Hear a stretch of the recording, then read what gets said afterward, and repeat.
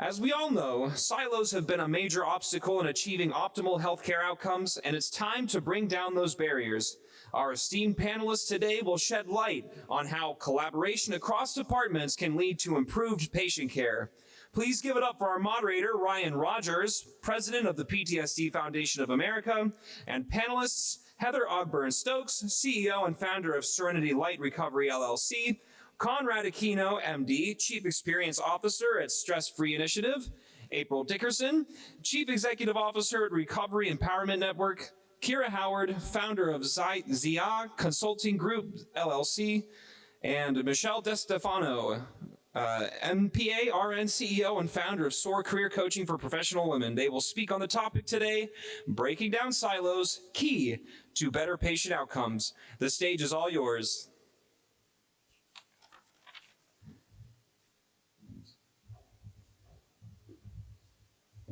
I gotta know where you shop at, man. You got the coolest jackets ever.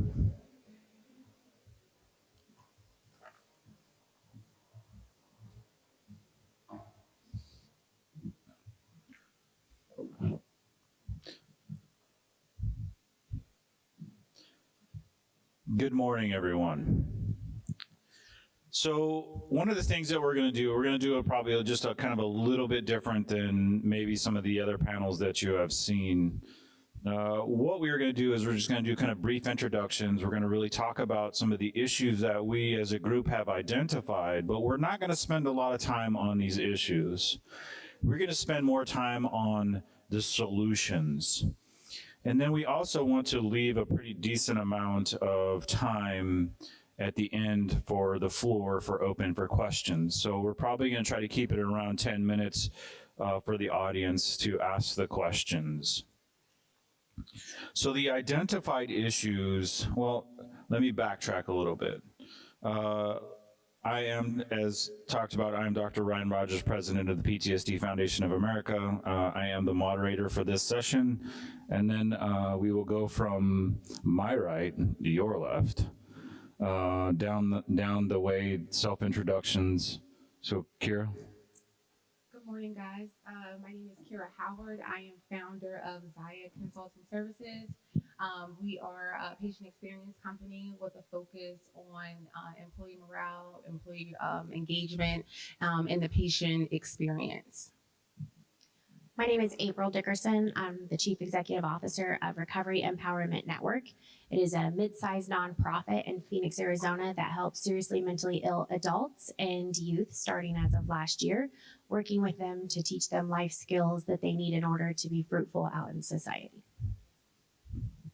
Hi, my name is Heather Ogburn Stokes. I'm the founder and CEO of Serenity Light Recovery. We're an adult treatment center, addiction treatment center in Angleton, Texas, 23 miles south of the Houston Med Center. We offer full medical detox, residential care, and intensive outpatient. We specialize in trauma and high medical acuity.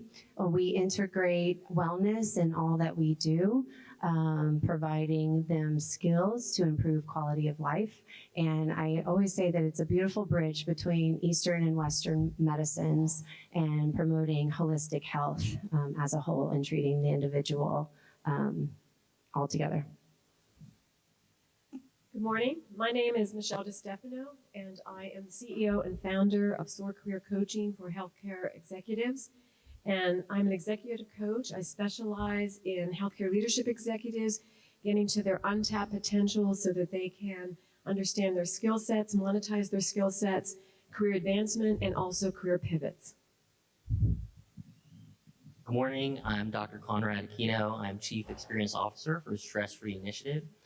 It's a nonprofit that helps people suffering from depression, anxiety, and stress, and trying to help themselves relieve the stresses that contribute to the mental health issues. But my contribution for this topic today is where a greater portion of my career, I worked with a lot of big facilities that really focus on better patient outcomes. Thank you. Can we get a reset on the play clock? I should have 41 right here. Get a reset on the play clock.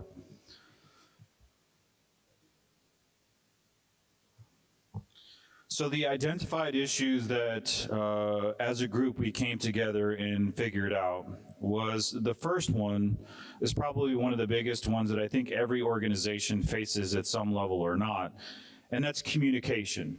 The good, the bad, the ugly, but oftentimes it's the lack of communication which really creates silos within the organizations.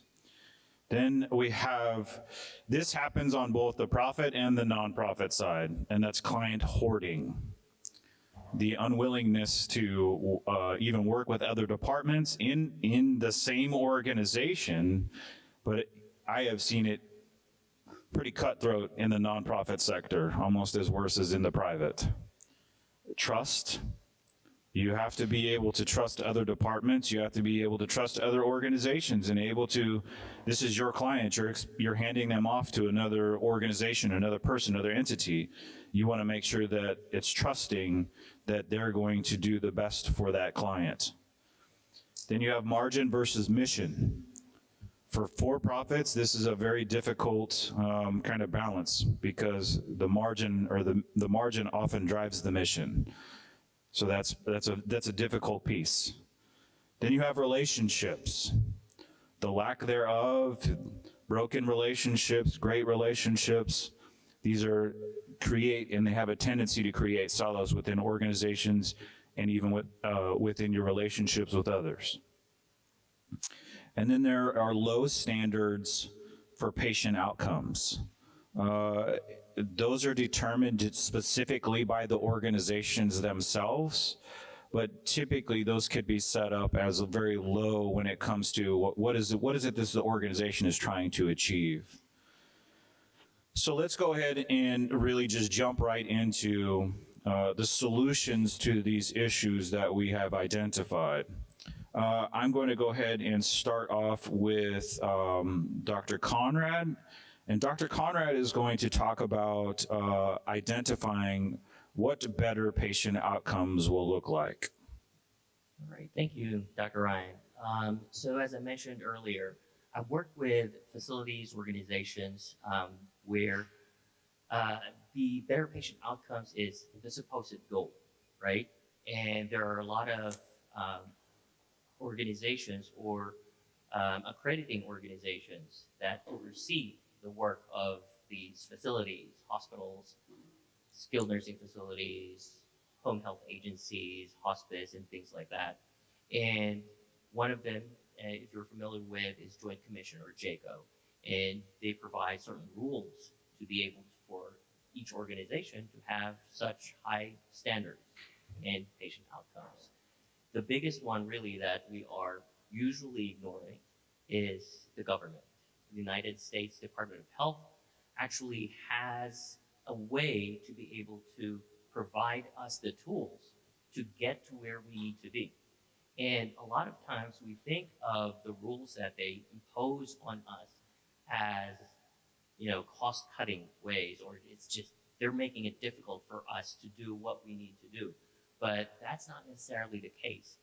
The Department of Health actually has a branch that does statistics all day, every day. I wouldn't do that, but they do have something like that. And the statistics that they do, they run millions and millions of data points, millions and millions of patients, trying to figure out what creates better patient outcomes.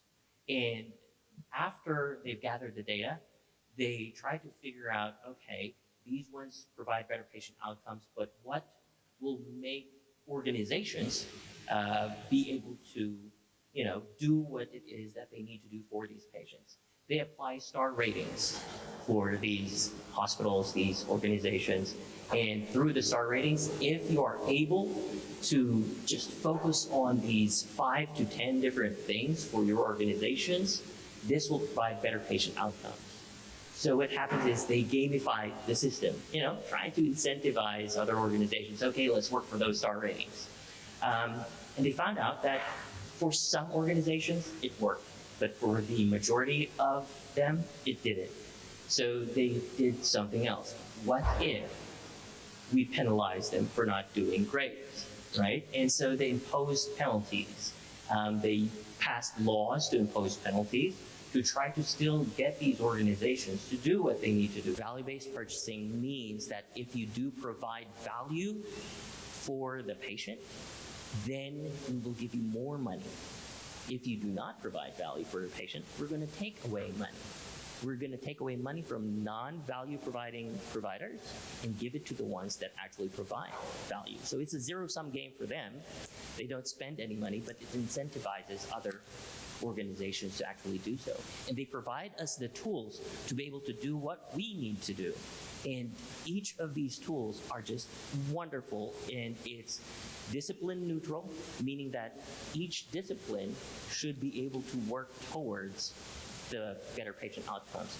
If only we use these tools the right way, and if only we have the common goal of doing it, you'll be able to provide these patient outcomes. And this is evidence-based. They already did the statistics for you. You just have to follow them. And go back and look at these rules. Some rules may look silly, yes, but it does provide better patient outcomes. And once you see the purpose behind these rules, then you're going to realize, like, oh, if only I did this, then yes, it will provide better patient outcomes. Thank you, Dr. Conrad. He's even ahead of time. I love that. So the next one that we are going to go into is redirecting the staff from the margin to the mission, and also staff safety. And who I have covering this topic is April Dickerson. Thank you. So my recommendation is to do something unexpected in order to take care of those silos. Often we do allow our margin of profit to drive us into which direction we need to go.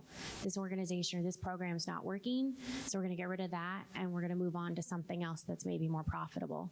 However, I find in my organization, it's more important to find that 17-mile wide gap where services aren't being paid for and people are falling through those huge cracks in the system, and then do something unexpected. Go and help anyways. Do it because you can. Find another way to make it happen. Find a grant. Find a way you can pull a person and work towards that. So by doing something unreasonable and unexpected that's completely mission focused, rather than worrying how much money am I going to make off of that, then those around you and the individuals that are supporting you are going to see that. They're going to see that we put people in the courthouses even though we weren't being paid for it, because it was the right thing to do, and it supported the people that our mission finds important. And so rather than having the government spend money to put somebody in prison, isolate that person, get them even further away from their life skills, we chose as an organization to say, no, we're not going to continue to allow that. We're going to put somebody in there, and we're going to put somebody in there as many days of the week as we possibly can. And that funnels people to our organization through court-ordered treatment of anger management and other life skills that they need. So those individuals, rather than now spending time in jail for 30 days of doing a lewd act on the corner, they're now getting 30 days of treatment that they need. And rather than setting them back, making them lose their job, maybe losing custody, behind in your child support payments and other situations, instead, they're getting the help that they actually need. And by doing that, you get the attention of the people that are funding you. So yes, we made an unreasonable expectation for our staff. We jumped ahead of where our funding was. However, the rewards come at the end when you're willing to make that sacrifice and say, nope, this is an important enough mission. We're going to go ahead and move forward. And I realize for for-profits as well, it's a concern. It's always about margin. And I'd love to say that if nonprofits have a different situation, we don't. We still have to pay the payroll. We still have to keep our lights on. Our budgets still have to balance in some way or another. And so if it's possible in the nonprofit world, it should be possible in the for-profit world. And when you see people make those unreasonable steps, for example, we're going to make insulin extremely expensive. It is not good news that goes out there. However, when you have an organization or a product that goes out there that does amazing things, and you go ahead and say, I'm going to make that unreasonable step, and it might be big and scary, your publicity is going to be so much better, and your cooperation is going to be so much better, and that patient care is going to be so much better. And if we all focused on taking care of one another and those that we've been charged to take care with, rather than, I wonder if I can get an extra $1 million in my checking account this year, we would have a much better society all the way around. And so it's making sure that we are taking control of our budget and knowing where we are, but leaving some room for doing the things that are actually important. The things that are already being paid for, they already are known, and those are already being taken care of. And I'm pretty sure in every single person's organization, you have a 17-mile wide something happening where you need to make that unreasonable step that's unexpected and show others, hey, this is possible. You know, you don't get along with our organization, we don't get along with you. Okay, well, I'm gonna start sending referrals to you. I'm gonna give you something so that you can see the value in this relationship and how we can support each other. I know that there are people in this courthouse that need support, so we're gonna send somebody there. I know that the youth are falling through the cracks when they turn 18. They're ending up homeless versus in services that are available to them. So we're gonna start offering a free youth service to make sure that they know that those resources are available. All of those things are unreasonable, unexpected, and not paid for. But it's the right thing to do, and at the end, we do make a profit off of it, because that 17-year-old who didn't know that resources were available and would have ended up in situations of drug use, prostitution, living in homelessness, instead they're now a member in housing, doing well and going to school or earning their GED.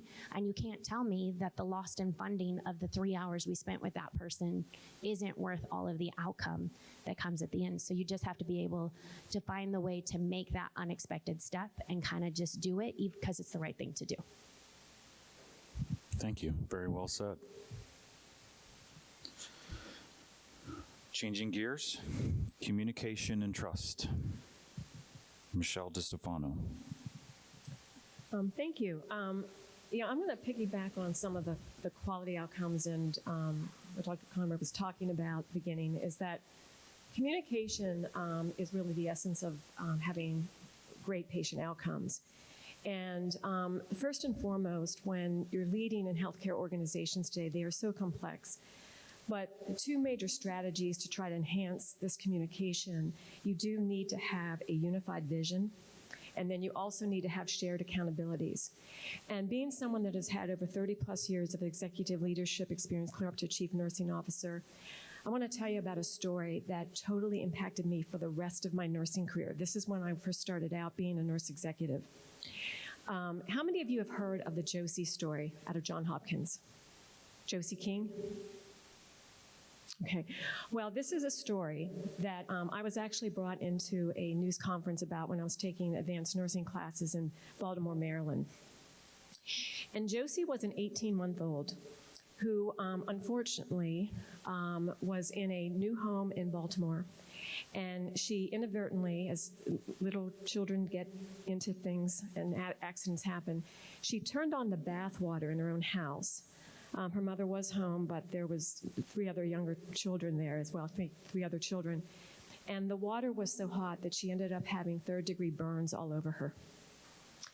And in this story, she ends up going into Johns Hopkins, and they successfully did skin grafts. Now, what happened is that at some point, because she wasn't able to have an IV line, they did have to put a central line into her to administer some medication and to make sure she was having nutrients in her.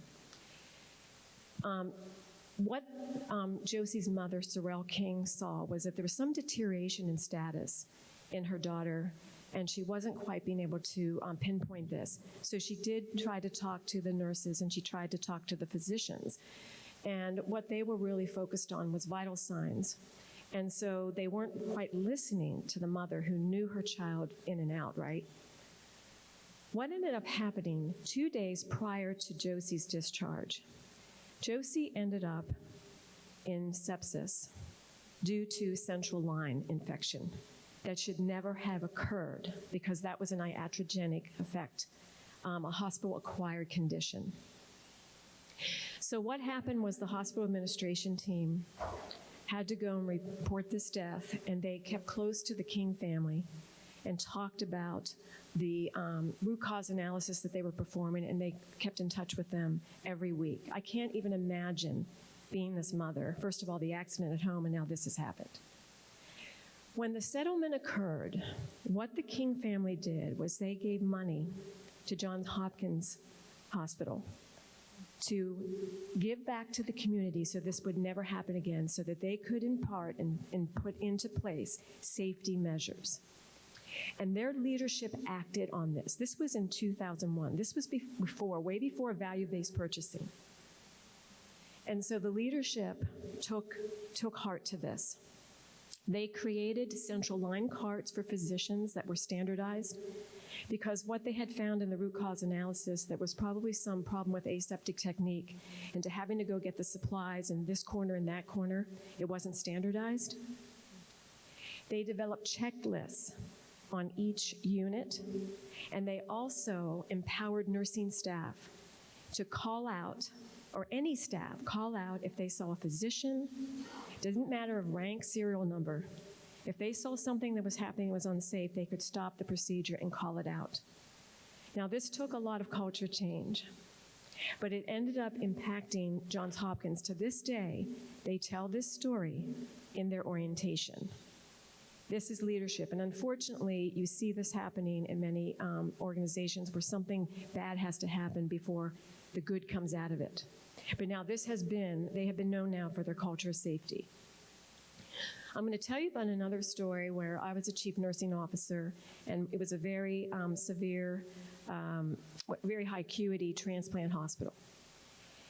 And we had a lot of accountability issues when our first C-suite came into play, but we really took this whole culture of accountability and culture of safety with communication to heart.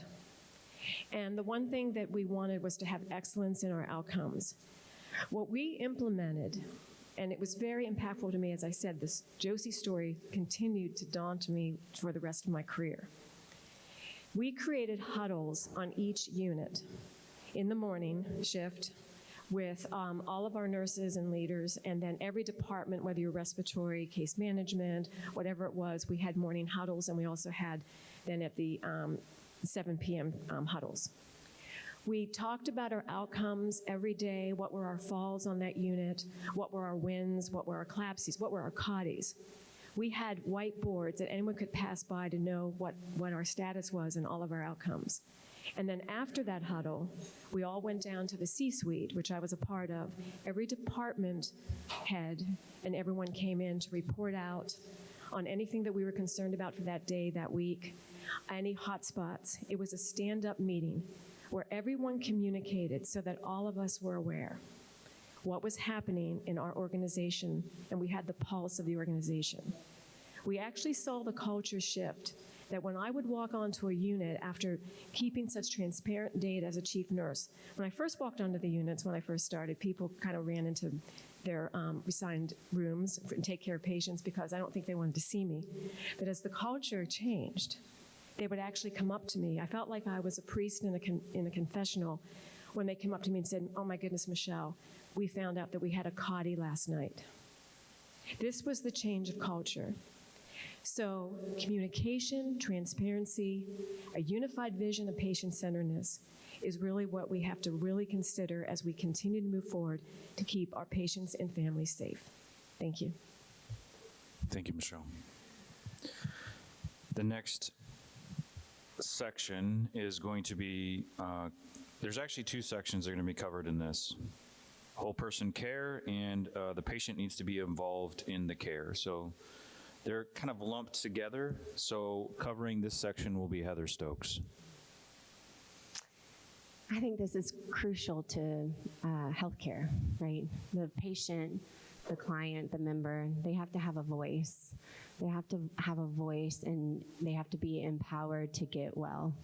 If they are just treated and named based on diagnosis and overlooked as a human being, they're not really seen as a whole person, and then you start missing some steps, right? And so ideally, you have somebody meeting with them from the very beginning upon admission, getting to know who they are, and then seeing what they want in their life in treatment. So I work in the addiction field, and having a voice is crucial, but they don't know how to have a voice, right?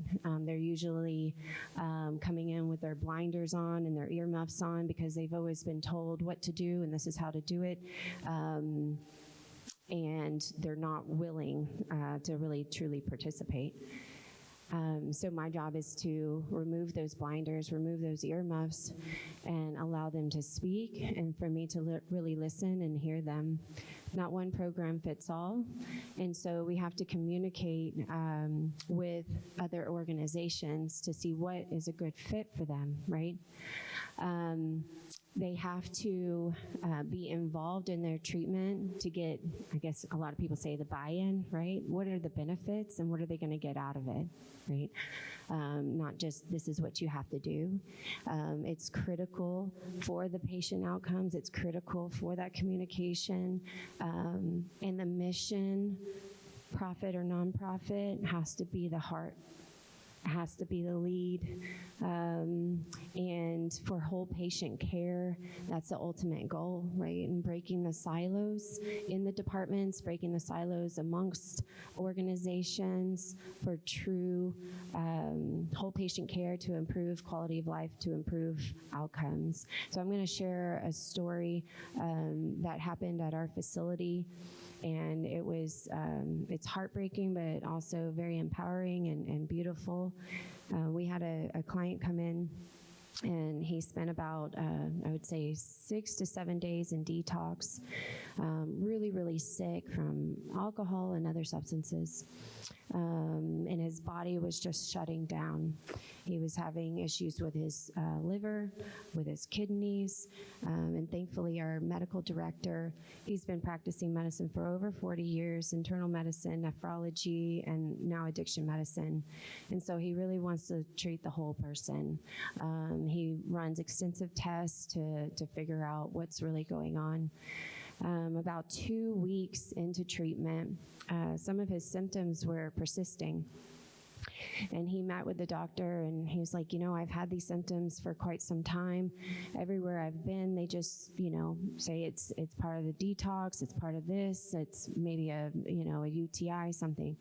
But no workup was done. And these are, other treatment centers that might not have that medical support.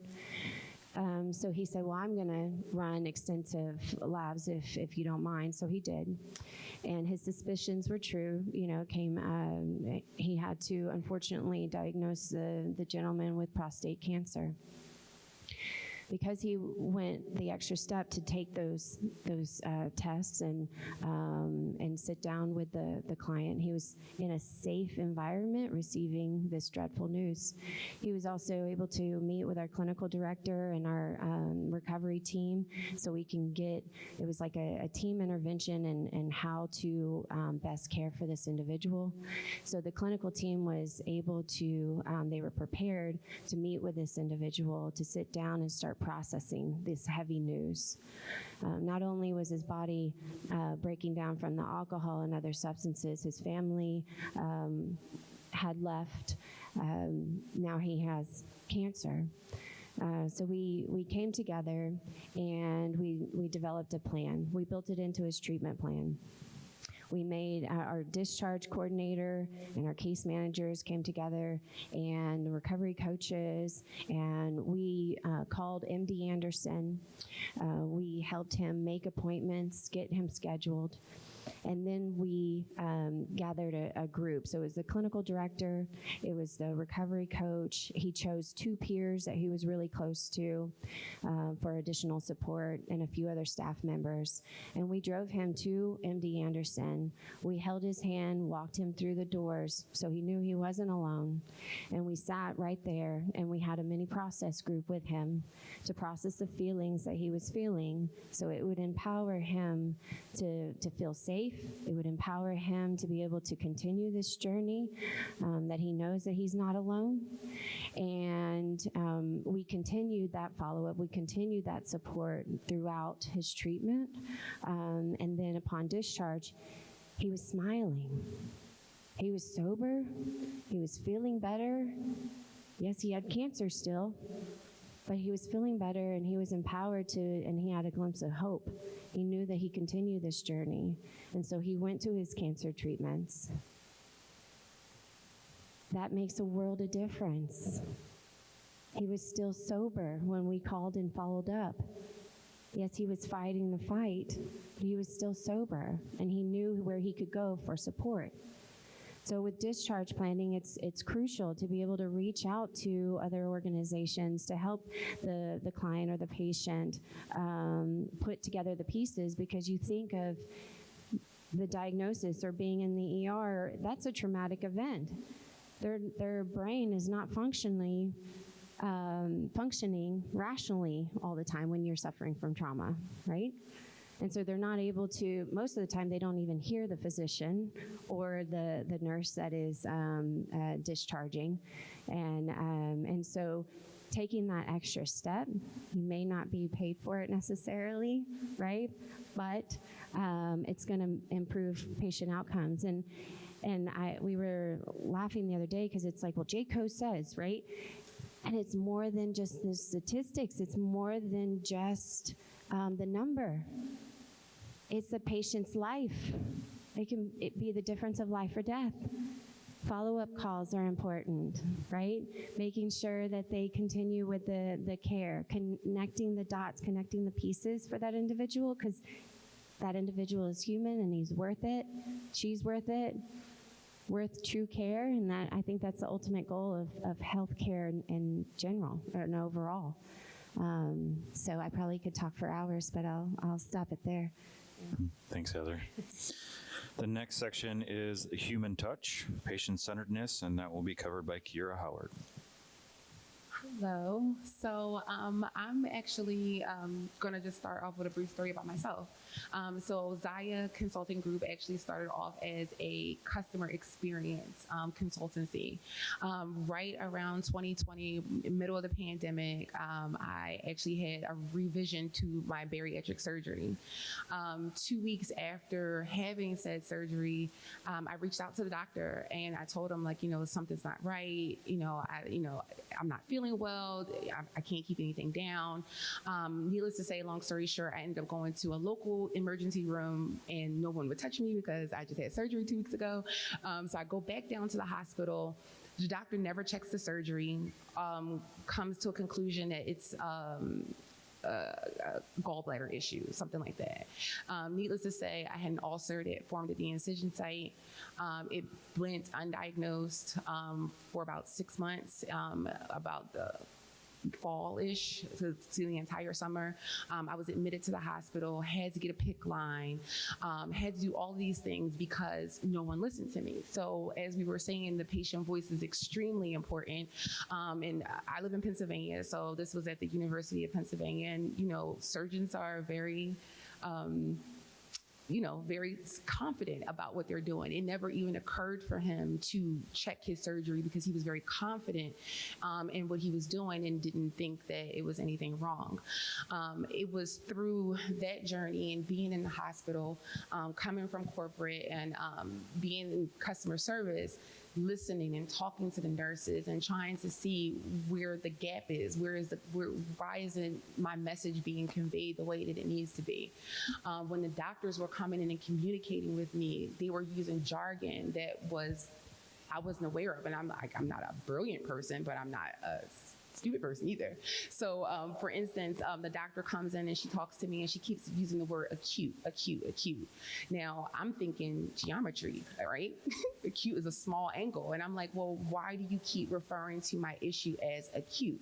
And then she explains to me what acute means.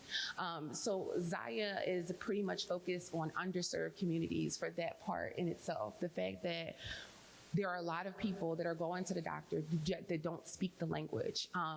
In the doctor's offices, the hospitals, the practice managers, all of that is culture, right? So it needs to be in the culture to take care of the whole patient. It needs to be in the culture to not only take care of the whole patient, but to also take care of the people taking care of the patient. So Zyaa takes care of, our focus, our advocacy is not only for patient experience, but for the employee's experience as well, to be able to bridge the gap, to be able to advocate for both sides, because both sides go hand in hand. So our tagline is restoring the human touch to service. And I think that we forget that this is service. It's grueling sometimes. It's, frustrating. It's a lot of different things that encompass patient care. And we can't take any shortcuts when it comes to it. Throughout the conference, even on the panel, trust, whether we were talking about silos or we were talking about AI or technology, trust is a major point. Relationship building, like relationship. You can't push for your employees to have a relationship or build rapport with patients if you're not building relationship with your employees. So being able to look at your staff and being able to see where you can cultivate talent, where you can engage them, where you can kind of have them go through a little journey of, this is where I started, but this is where I am, and being able to support them through the process. The trickle-down effect is that human touch that they will give to the patient, that they will pass on to the patient, that is severely needed, especially in underserved communities, because no one's listening to them, right? And they are suffering from the fact that they don't know what they don't know. They don't know the questions to ask. They don't have the avenues or the resources that might be outside of inner city hospitals, outside of inner city clinics. So it comes down to the practitioner, it comes back down to the practice, the organization, the hospital, to kind of build these skills, that skill set, but these soft skills. We also have a new generation of leaders emerging, right?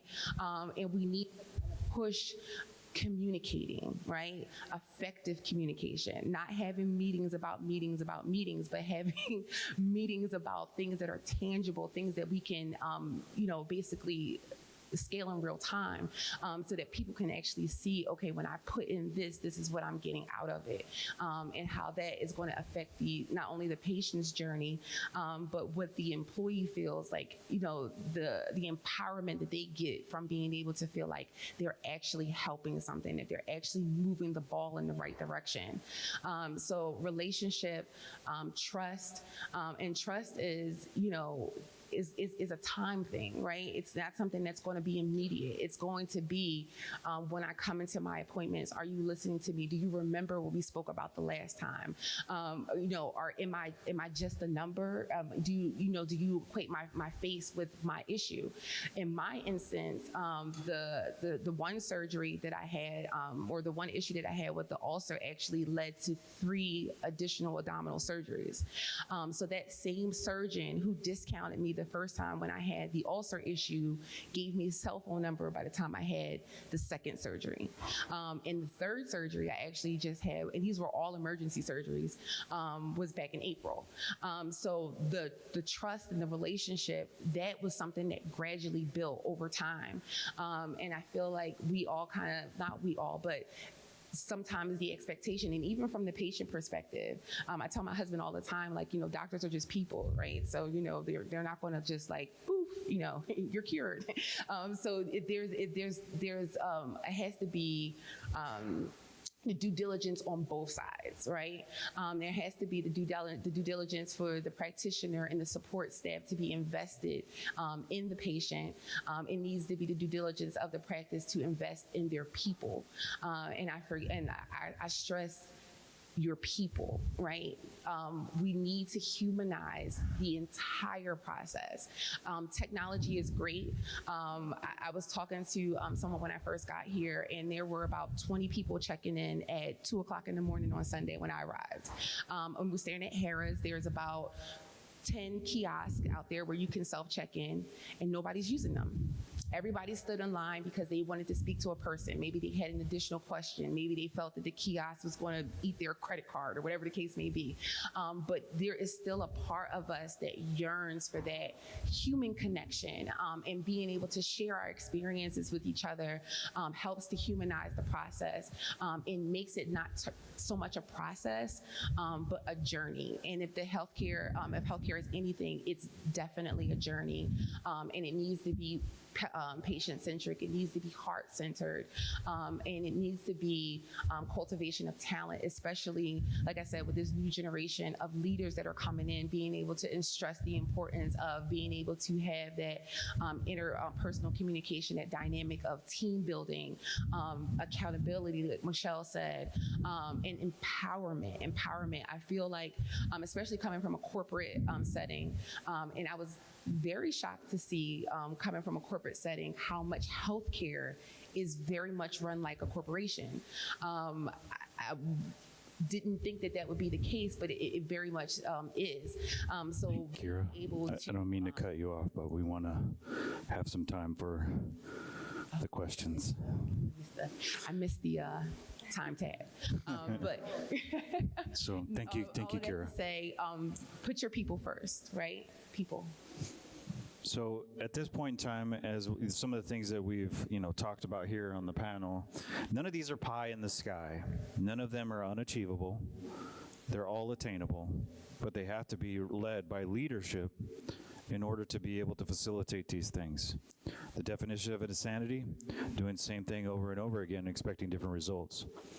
At this point in time, I want to open the floor, the mic in the center, for anyone who has any questions for any of the panelists. Feel free. Don't everybody jump up at once.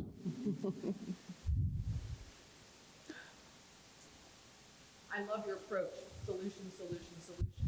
I have been waiting for this panel all week. One of the things is the silos between groups and organizations. So I work with transportation companies, truck drivers. So you all can tell them whatever they need to do, but then I have to help them translate it into how they make it work in a truck, how they make it work on the road. And there's such a breakdown in the silos between businesses, the silos between people in the real world and the hospital, and they called as non-compliant when they don't show up. Well, they can't show up because their job requires that they're on the road for 4 weeks at a time. And so when they tell you, I can't make that follow-up appointment in 2 weeks, we have to listen when they tell you, I can't make that appointment in 2 weeks because my job is not here. My job is on the road. So what are some ideas that you guys have of how we break those barriers to help them be successful on your end, but also successful with their job that they have to do that's not in one place? Thanks. That's a very good question. A lot of things came out of the pandemic, right? COVID. But one of the things that I'm seeing now is that we're staying with telemedicine. And I just had this experience too. I had to go back for a follow-up, and I was actually given a 5 o'clock call from my doctor. I think this is where we need to instate and really talk to our patients about what is the best way to communicate and what is the time that you have now, and be, as we said, the patient-centric approach. We're far from there yet, but I was so grateful to just sit in my home and have a conversation with my physician after I already got through the patient portal, my lab results. Of course, I'm a nurse, I can translate that. I'm married to a doctor, yeah, we all know, but all he had to do was talk to me, and it was a 10-minute conversation. So I think the more that we think of this technology, and we really want to hear from, I just don't want to read lab values across, from an email, but I want to have conversation, but I don't have to drive into the doctor's office anymore. And so I think as we continue to bring this about and what some of the positive learnings from the pandemic did for us, we need to start thinking of new processes. That was a very good question. Yes, sir. I'm Tom O'Brien. I've been a physician for 37 years, been a hospitalist director for a number of years, and infectious diseases as well.